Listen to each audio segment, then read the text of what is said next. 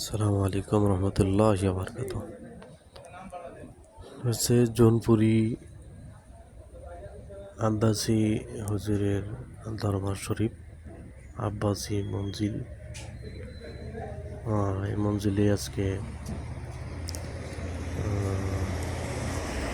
10ই মুহররম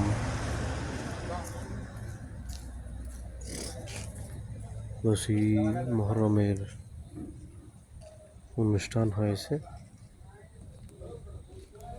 অনুষ্ঠানে অংশগ্রহণ করে নিজেকে ধন্য মনে করলাম। এখানে উলামায়ে কেরাম, মুফাসসিরে কেরাম 10ই মুহররমের বিশেষ তাৎপর্য বর্ণনা করেছেন। 10ই মুহররম কি এবং মুহররমের খুবই মূল্যবান কথাগুলো উপস্থাপন করেছেন। এখানে প্রতি বছরই 10ই মুহররম ওয়াজ মাহফিল অনুষ্ঠিত হয়। এটা প্রতি বছরে অনুষ্ঠিত হয়। 10ই মুহররম এই আসরের পর থেকেই কার্যক্রম শুরু হয়।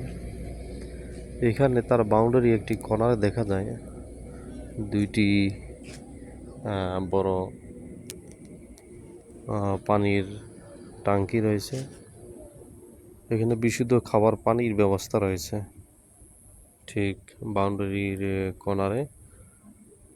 এখানে দেখেছি এলাকাবাসী যাদের ডিপ কল নেই তারা এখান থেকে পানি ভরে নিয়ে যায় খাবারের জন্য। তো আব্বাসি হুজুর জৌনপুরি রহমতুল্লাহ বারকাতুহু তিনি এখানে থাকেন। তার এটা হচ্ছে তার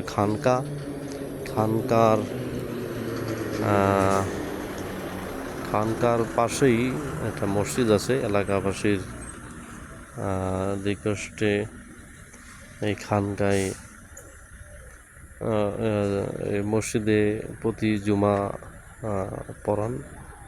প্রতি জুমাতে তিনি এখানে থাকেন আর বিভিন্ন জায়গাতে মাহফিল নিয়ে থাকেন। তো এটা হচ্ছে এনায়তুল্লাহ আব্বাসি হুজুরের খানকা। এটা হলো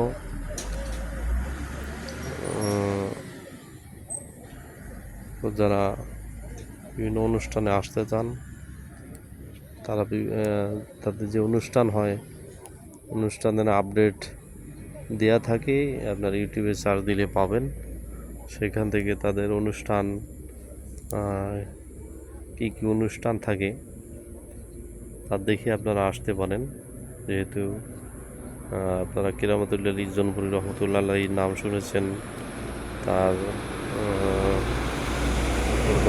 শরীফ ওয়ারিশ সূত্রে তিনি দায়িত্ব পালন করতেছেন। তো যাই হোক, সবাই ভালো থাকবেন। আসসালামু আলাইকুম রহমতুল্লাহি ওয়া বারাকাতুহু।